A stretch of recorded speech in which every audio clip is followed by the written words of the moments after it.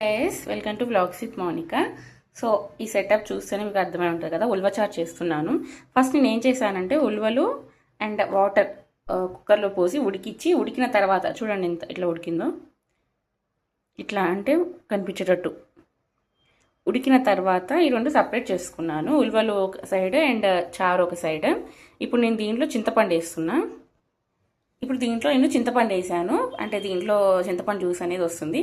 ఆ లోపు నేను తాలింపు పెట్టుకొని, అంటే ఇది ఒక పాట్ 1 పాట్ రెసిపీ అనమాట. మీరు ఒక్క పాట్లోనే అన్నీ చేసేసేయచ్చు. ఫస్ట్ ఉల్వలు అండ్ ఉల్వచారు రెండు పక్కన పెట్టుకున్న తర్వాత ఉడికించి ఫస్ట్ ఒక పాట్ స్టవ్ ఆన్ చేసుకొని ఆయిల్ పోసుకోవాలి కొంచెం. నేను సింపుల్గా రెసిపీ చెప్తున్నా. ఇంట్లో ఏం వెజిటేబుల్స్ లేనప్పుడు, ఏది లేనప్పుడు ఉల్వలు ఒక్కదాంతో చేసుకోవడానికి, అండ్ ఫీవర్ వచ్చినప్పుడు లేకపోతే హెల్త్ బాగాలేనప్పుడు ఈ రెసిపీ అనేది చాలా బాగుంది. సో తాలింపు గింజలు దీంట్లో అన్నీ మిక్స్డ్ ఉన్నాయి, జీలకర్ర, ఆవాలు అన్నీ. ఇది కొంచెం వేగనిద్దాము. నేను ఏం చేశానంటే ఫస్ట్ ఉల్వలు నానబెట్టుకొని అంటే ఉడికించుకునేటప్పుడే దాంట్లో ఒక 3 మిర్చీస్ అండ్ పసుపు, కొంచెం ఉప్పు వేసాను. సో ఇప్పుడు ఇవి ఇవి అవుతున్నప్పుడు కరివేపాకు.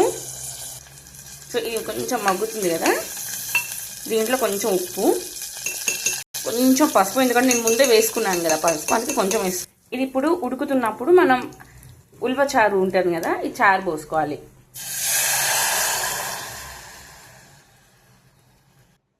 ఇప్పుడు దీంట్లోనే ఇందాక మనం చింతపండు వేసుకున్నాం కదా, ఆ గుజ్జు కూడా ఉంటుంది అండ్ అన్ని తాలింపు కూడా వేసుకున్నాము.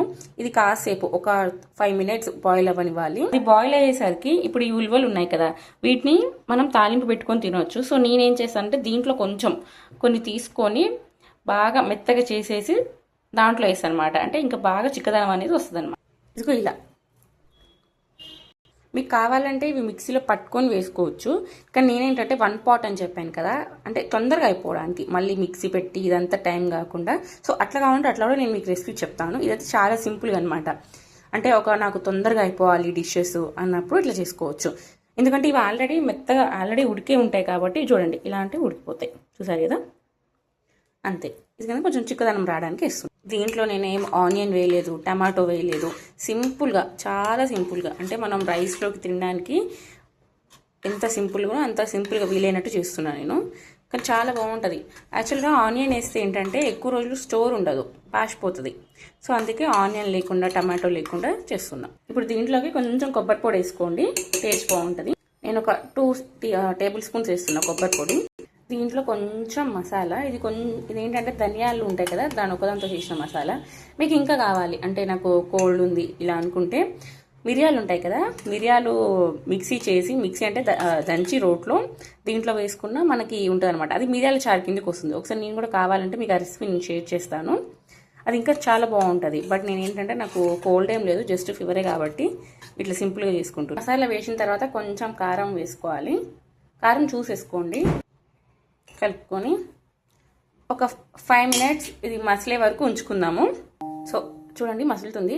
ఫైనల్గా ఏంటంటే ఉప్పు కారం అన్నీ చూసుకొని అడ్జస్ట్ చేసుకోవచ్చు ఏమన్నా కాకపోతే, అంతే. అంటే దీంట్లో మనకు కావాలంటే మిరియాలు ఉంటాయి కదా, మిరియాలు ఎల్లిపాయ దంచి కూడా వేసుకోవచ్చు. నేనైతే ఏది వేసుకోలే, ప్లెయిన్గా చేసుకుందామని చెప్పేసి ఇట్లా చేసుకున్నా. ఇంట్లో ఏది లేకపోయినా, అంటే మనకి ఇంట్లో ఆనియన్స్, టమాటో ఏది లేకపోయినా సింపుల్గా ఈ ఉల్వలు ఒకటి ఉంటే చేసుకోవచ్చు. అండ్ మీకు ఇంకా నేను చెప్పాను కదా మిరియాల చారు కూడా చూపిస్తానని, మీకు కావాలంటే నాకు ఒకసారి కామెంట్ చేయండి, అది కూడా నేను మీకు పోస్ట్ చేస్తాను తొందరలోనే.